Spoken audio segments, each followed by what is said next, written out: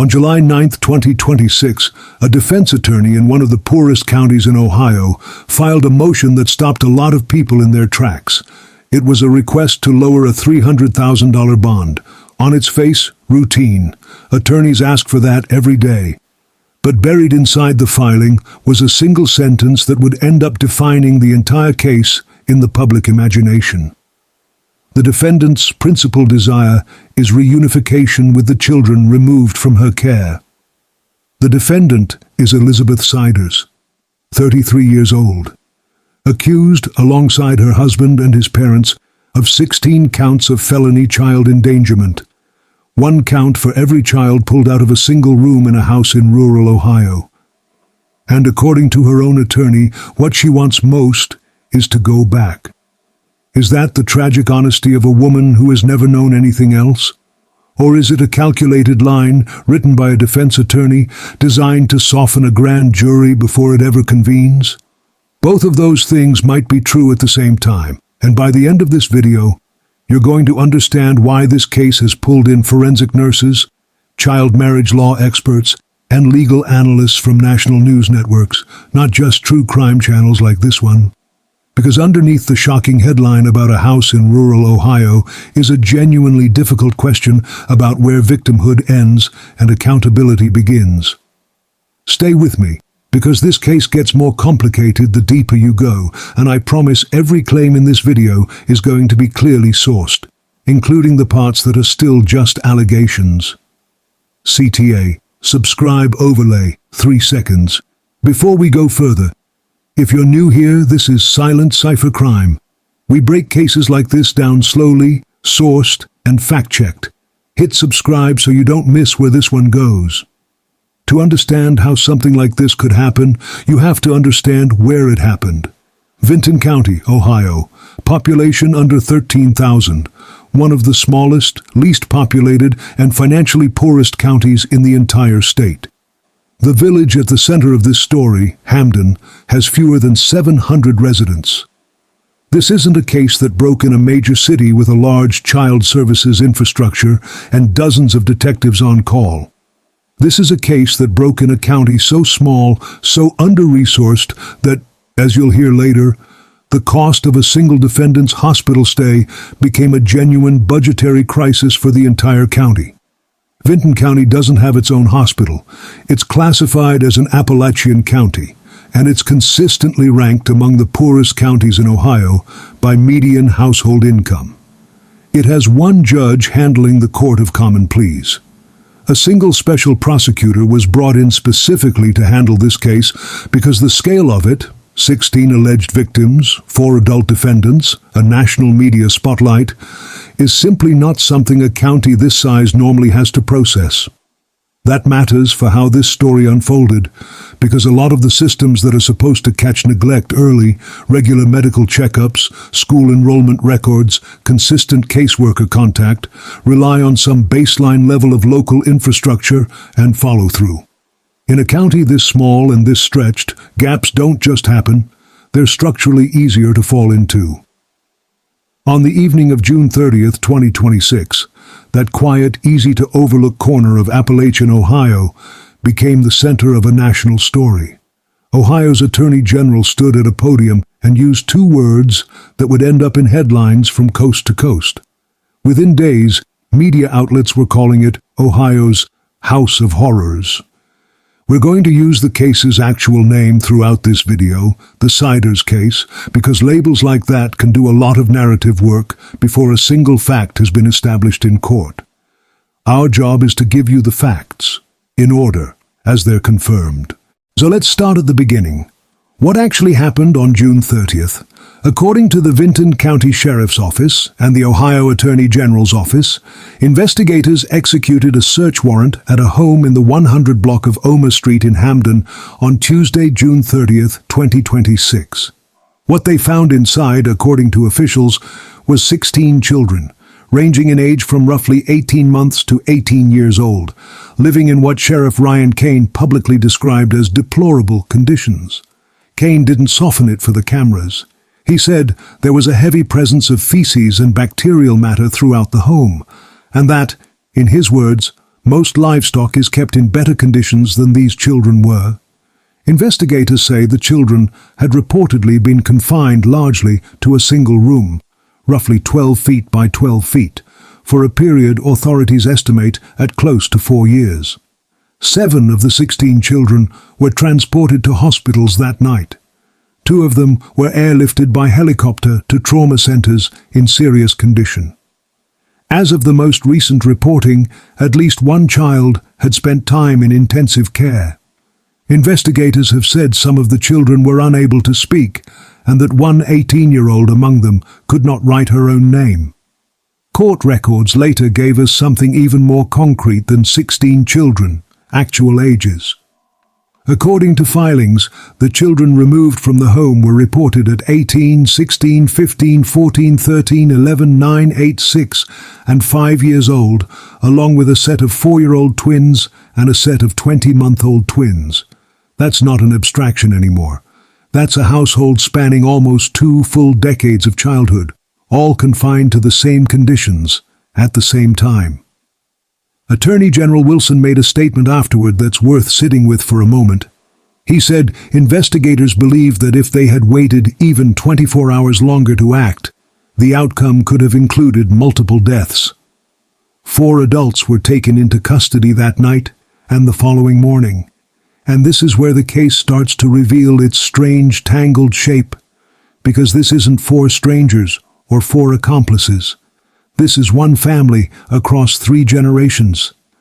But here's a detail that changes how you should think about everything that follows. According to authorities, investigators weren't at that house looking for children at all. Officials say the search warrant executed on June 30th was tied to a completely separate, unrelated matter. A warrant connected to Gary Siders Jr.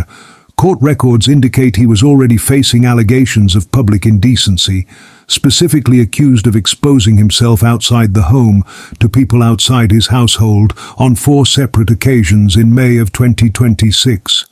That warrant, a 4th-degree misdemeanor matter on its own, is reportedly what brought law enforcement to Omer Street in the first place.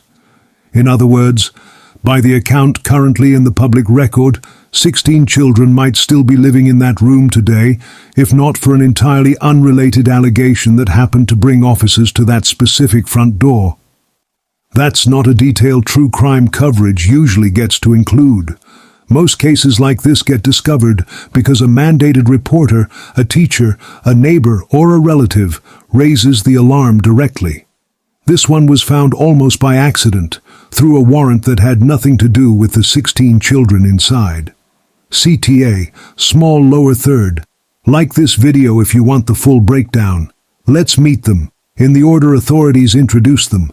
Gary Siders Sr., age 73, the patriarch, the grandfather of the children.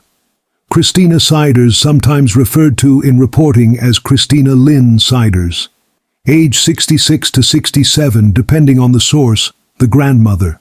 Gary Siders Jr., age 36, son of Gary Sr. and Christina, husband of Elizabeth, according to officials the father of the children, and Elizabeth Siders, age 33, wife of Gary Jr., according to her attorney, believed by the defense to be the mother of all 16 children. All 4 were arraigned on Wednesday, July the 1st, in the Vinton County Court of Common Pleas in front of Judge Lena Fetherolf Rogers. All 4 pleaded not guilty. All 4 were each charged with 16 counts, 1 per child, of second-degree felony child endangerment. That's 68 felony counts, total, across the family. And all 4 were each held on identical bonds, $300,000, cash or surety. On July 7th, all 4 defendants waived their right to a preliminary hearing. That sent the case directly toward a grand jury under Special Prosecutor Carrick Heading, a move that, practically speaking, speeds up the legal process but also limits the amount of evidence that becomes public before an indictment. Second-degree felony child endangerment under Ohio law can carry a significant prison sentence per count. If a grand jury does indict, and if these charges were to run consecutively rather than concurrently, legal analysts have noted the theoretical maximum exposure for each defendant could run past a century behind bars. We want to be precise here. That's a ceiling, not a prediction. Sentencing, if it ever happens, depends on outcome, on whether cases are tried separately, and on decisions a judge hasn't come close to making yet. Investigators have also said publicly that they do not believe this case involves human trafficking, and that they see no evidence of a threat to the broader public. Their characterization, in the Attorney General's own words, is prolonged and extreme interfamilial neglect and abuse. That phrase, interfamilial, is going to matter a lot later in this video. It's also worth putting this case in some national context, because as horrifying as it is, it's not entirely without precedent. In recent years, cases involving large numbers of children discovered in extreme neglect or confinement have surfaced periodically across the country, from isolated family compounds to homes where Child Protective Services had prior contact, but somehow didn't catch the full scope of what was happening. What tends to set the Siders case apart, according to coverage comparing it to those other cases, is the sheer number of children involved in a single household, the multi-generational nature of the alleged abuse, and how completely the family appears to have avoided the systems, schools, hospitals, consistent addresses, that usually create at least some record for authorities to follow. Investigators in this case have specifically pointed to that near-total absence of a paper trail as one of the more troubling aspects of how long this apparently went on. One more thread before we move on. Gary Siders Jr. was also reportedly facing a separate public indecency charge tied to the initial police dispatch on June 30th. A smaller charge, but one worth noting for completeness. With 4 defendants come 4 defense strategies, and 2 of them in particular tell you a lot about where this case might be headed. Elizabeth's attorney, J. Thomas Stolley, spelled S-T-O-L-L-Y in most current reporting, though you'll also see it written Stolley in earlier coverage, filed a motion asking the court to reduce her bond to a recognizance bond. That would let her leave custody under supervision rather than requiring a cash payment she says she doesn't have. His argument rests on a few pillars. Elizabeth has no known prior criminal history. She has, according to Stolley, been cooperative with law enforcement throughout. And this is the detail that made headlines. Stolley argued that holding her on $300,000 bail amounts to excessive bail under the Eighth Amendment, since the children have already been removed from the home and are no longer at risk from her. That's the context for the line we opened this video with. Stolley's filing states that Elizabeth's principal desire is reunification with her children, and that she understands, in the attorney's own framing, that reunification of any kind is impossible if she doesn't show up for every court date. In exchange for a lower bond, the filing states she'd agree to wear a GPS monitor, provide a fixed address, and check in regularly with a bond officer. Now, the other defense in this case looks almost nothing like that one. Gary Siders Sr.'s attorney, Dorian Baum, has taken his 73-year-old client down a completely different legal road: competency. Baum filed a motion asking the court to evaluate whether Gary Sr. is even competent to stand trial. Meaning, does he currently understand the charges against him, and can he assist in his own defense? Baum told a reporter, in an interview that's now part of the public record, that Siders showed what Baum called significant confusion about the legal process and struggled to answer even basic questions about himself. That's evaluation number 1. Evaluation number 2 goes further. Baum is also having his client assessed for a potential not guilty by reason of insanity defense. A separate legal question entirely, focused not on whether Gary Sr. can stand trial today, but on whether he understood right from wrong at the time the alleged crimes occurred. Judge Featherolf Rogers signed off on the competency order with the prosecutor's agreement. Baum has been careful, publicly, to say this isn't a stalling tactic. Quote, paraphrased, this is a normal part of the process in many defense cases, and in this case, he has, in his words, significant concerns about his client's competence. 2 family members, 2 completely different legal strategies. One arguing for release based on cooperation and low flight risk, one arguing that a defendant may not even understand what's happening to him. And there's a wrinkle even in Elizabeth's case that complicates the cooperative mother narrative slightly. Her attorney, Thomas Stolley, has since told reporters that his team is also evaluating whether there are competency concerns for Elizabeth herself, though he's said they need more information before deciding whether to pursue that route. It's a reminder that these legal strategies are still very much in motion. Nothing here is fixed. The third and fourth defense moves in this case aren't about bond or competency at all. They're about controlling the story itself. In the weeks after the arrests, Gary Siders Jr.'s attorney requested and received a gag order from Judge Fetherolf Rogers. The argument was straightforward.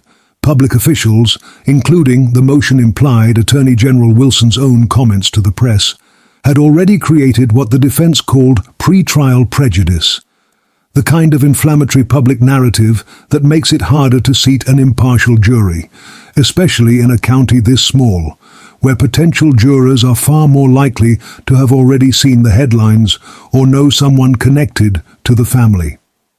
Days later, Christina Siders' attorney filed for a nearly identical order, sometimes called a non-dissemination order, which is the more formal legal term for the same thing. That motion would bar prosecutors, defense counsel, and other parties from discussing evidence, discovery materials, or the credibility of witnesses and alleged victims with the media.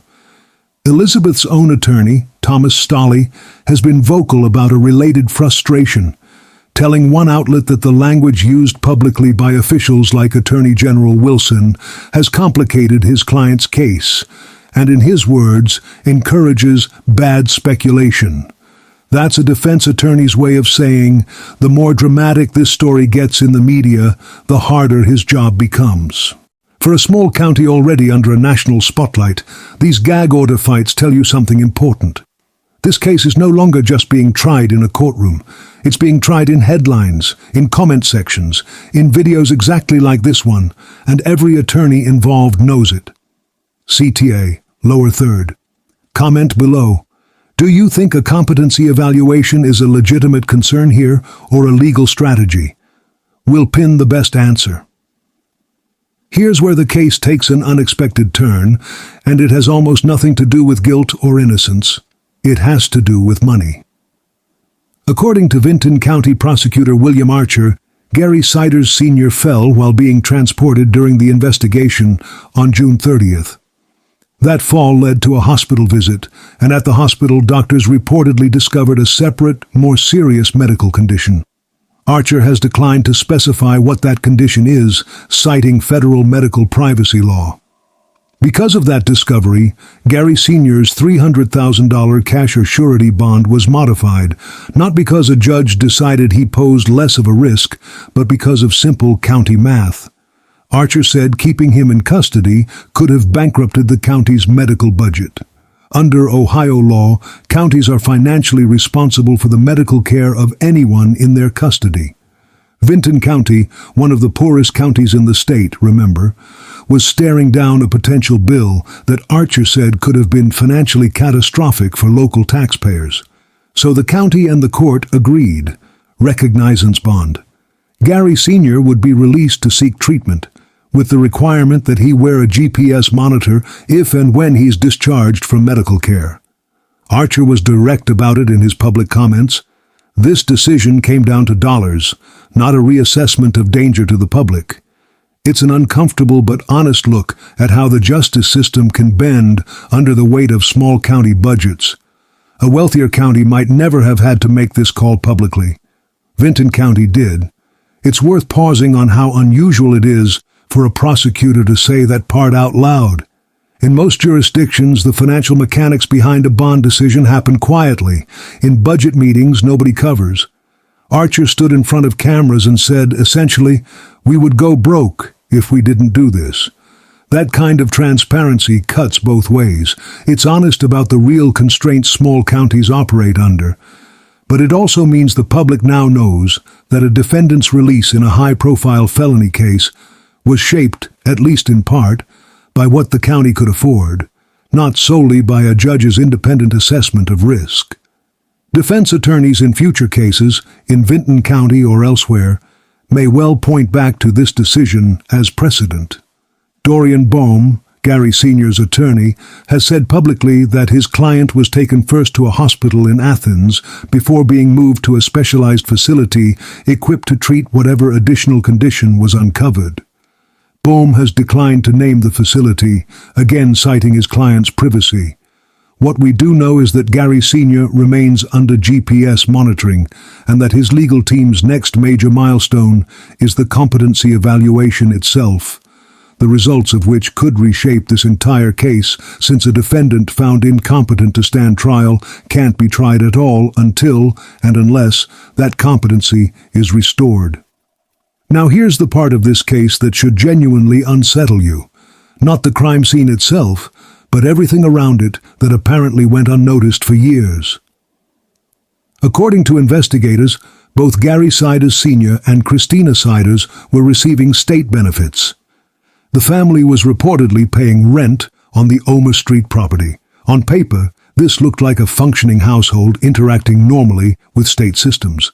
And yet, according to the Ohio Attorney General's office, the family largely avoided establishing medical records and other government paperwork for years, moving between counties in a way that investigators say made it easier to stay under the radar. This wasn't a family that stayed in one place. Officials believe the Siders moved between several Ohio counties dating back to 2008, with at least one extended stretch of time in Wisconsin before eventually settling in Hamden roughly 4 years before the raid. Vital statistics records reviewed by reporters place Gary Jr. and Elizabeth living in the Cheshire area of Gallia County, Ohio, as recently as 2022 and again in 2024, meaning even in the years directly before the raid, the family was still shifting between counties. And there's a specific paper trail detail that stands out.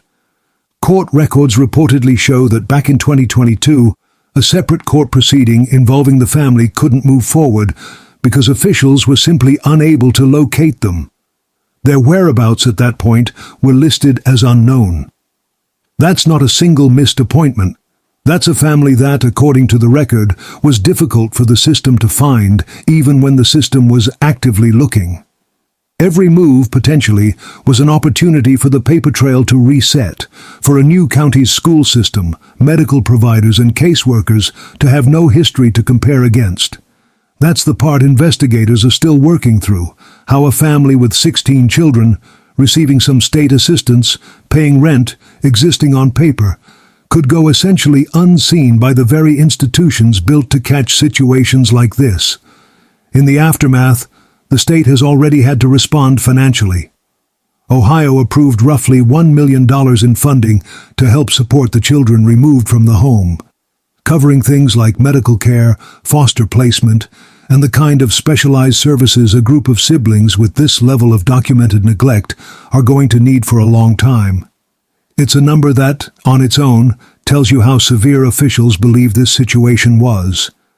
Not a one-time emergency response, but the beginning of a long, expensive recovery. We want to flag something here directly, because it matters for how you evaluate this case. There have been unverified claims circulating on social media from people claiming to be former neighbors, describing specific shopping habits at local stores. We were not able to independently confirm those claims through investigators or court filings, so we're leaving the specifics out of this video. If you see viral posts making very specific claims about this family's daily life, treat them the way we're treating them here, as unconfirmed until officials say otherwise. This is the part of the story that turns the whole case from a headline into something much harder to sit with. In 2008, in Mason County, West Virginia, a circuit court judge approved a marriage license for a 15-year-old girl and an 18-year-old man. West Virginia law at the time allowed marriage at any age with parental consent, a law that's now drawing renewed scrutiny because of this case. That 15-year-old was Elizabeth. That 18-year-old was Gary Siders Jr. According to her attorney, Elizabeth left school shortly afterward. Reporting places her formal education stopping around the 8th grade. She spent, by her lawyer's account, most of the years since raising children. Her brother, a man named Jeremy Russell, who has identified himself publicly as Elizabeth's sibling, began posting on Facebook after the arrests. His claims have not been verified by investigators, and we want to be clear about that before we tell you what he said. Russell wrote that his sister had been, in his word, indoctrinated. He said he'd only recently reconnected with her after roughly 15 years of estrangement. In one post, he described meeting Gary Jr. for the first time just months earlier and having an immediate, visceral, negative reaction. In another, he referenced the family's welfare benefits directly, writing, in his words, that the state knows something. Russell's posts are messy, emotional, sometimes contradictory. In one, he expresses regret for not intervening sooner. In another, he seems to defend his sister and Gary Jr., saying they really did do their best. We're not going to overinterpret a grieving, clearly overwhelmed family member's social media. But the through line, a young teenage marriage, isolation from her family of origin, a life that started and ended inside one household, lines up with something a forensic nurse raised in national coverage of this case. Forensic nurse Rachel Fisher, speaking to a national outlet, made a point that's worth including in full, because it's more careful than most of the discourse around this case. She said it's possible Elizabeth was a victim of abuse herself, but that doesn't erase accountability if children were harmed. In her words, a person can be responsible for harm to children while also having a history of grooming, coercion, isolation, or abuse. Both things can be true. That's what forensic professionals call a victim-offender overlap. And there's one more layer here that we need to address directly, because responsible reporting requires it. Officials have described this as an interfamilial case. Several news outlets have reported that this characterization points toward the possibility that incest may be a factor in how these 16 children came to exist. This has not been confirmed in any charging document available to the public, and no one has been charged with anything beyond child endangerment as of this recording. We are including it because it's part of the national reporting on this case. But we want to be exactly as careful with it as the most cautious outlets covering this story have been. Treat it as an open, unconfirmed question, not a fact.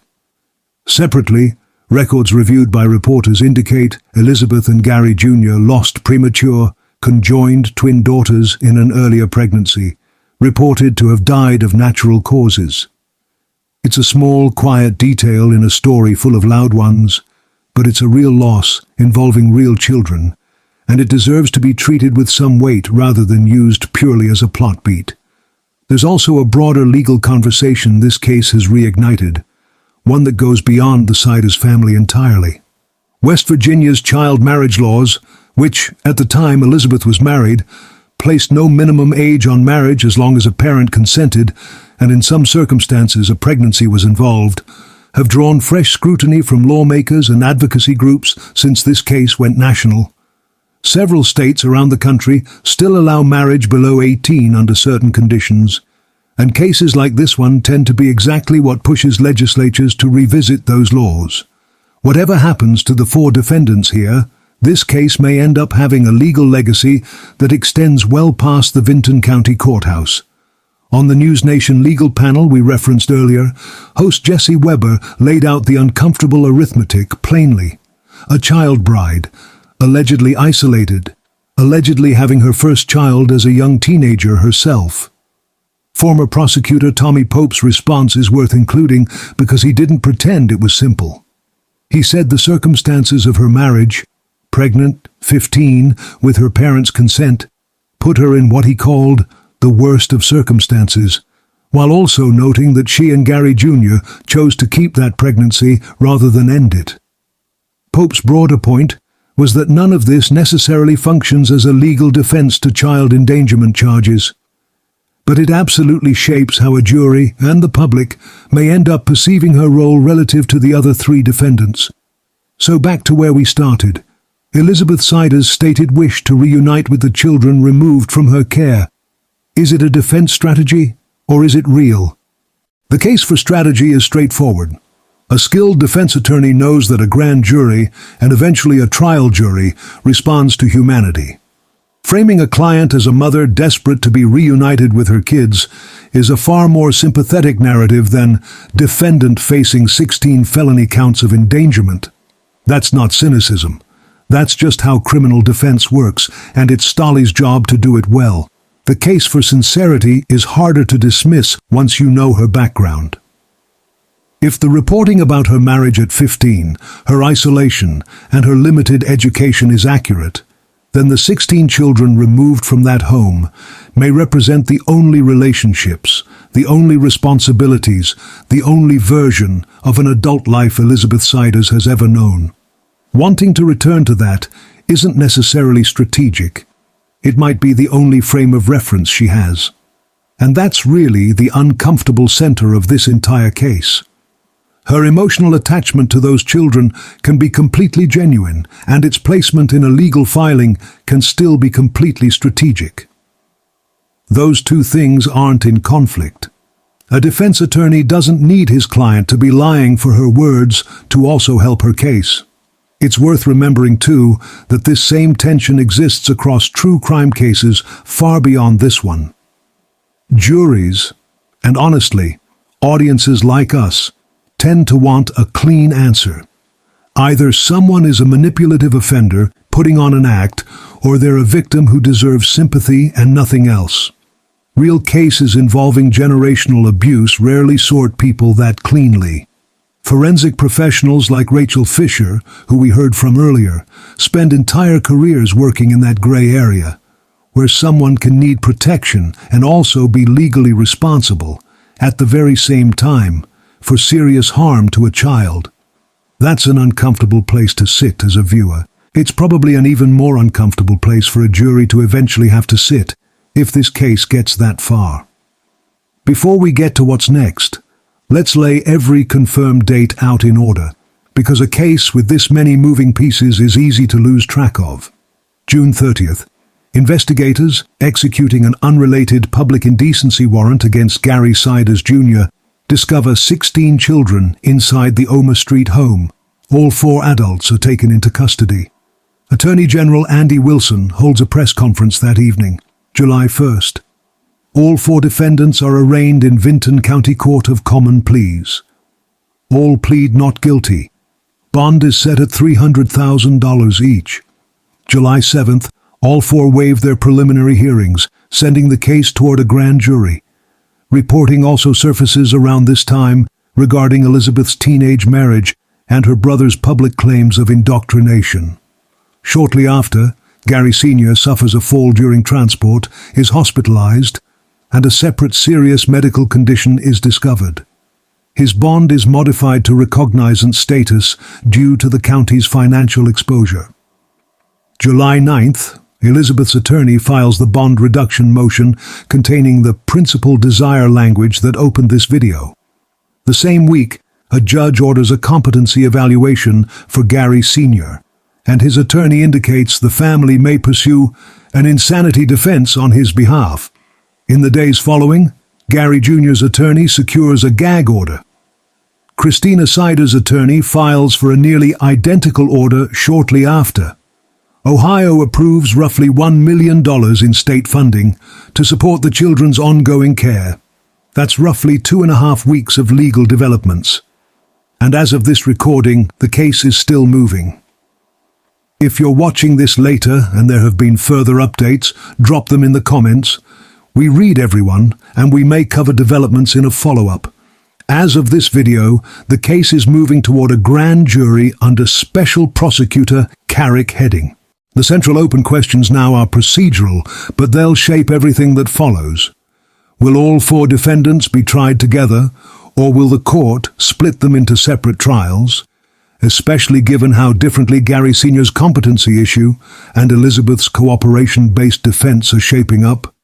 Will Gary Sr. ultimately be found competent to stand trial at all? And will additional charges follow, as investigators have suggested they might, once the full scope of the interfamilial allegations is examined? None of that is decided. All 4 defendants remain presumed innocent under the law, regardless of what any of us think we've pieced together from public reporting. What we're left with is a question courtrooms were never built to answer. What does it look like when isolation, hardship, and a system that failed to notice for years all tangle together so tightly that a defendant's highest wish is to go back to the exact place the state just pulled her out of? That's not a legal question. That's a human one. And it's probably going to outlast whatever a jury eventually decides. We covered a lot of ground today. A raid that started as an unrelated indecent exposure warrant, 16 children ranging from 20 months to 18 years old, 2 grandparents and 2 parents each facing 68 combined felony counts, a county that couldn't afford to keep 1 defendant in custody, gag orders stacking up on both sides, and a mother whose entire adult life may have started and ended inside that one household. None of it resolves neatly. None of it is supposed to, yet, because legally nothing has been resolved. This is still an open case with a grand jury still ahead of it. If this case is new to you, or if you've been following it and wanted the full picture in one place, that's what we do here every week. Hit subscribe so the next update on this case lands in your feed automatically. Drop a like if this was worth your 40 minutes. Share it with someone who'd rather have the full sourced story than another 30-second clip taken out of context. And let us know in the comments which part of this case you think deserves more attention going forward. The competency question, the gag orders, the interfamilial allegation, or something else entirely. I read everyone, and the most common question in the comments often becomes the next video. This is Silent Cypher Crime. We'll be back with the next one soon.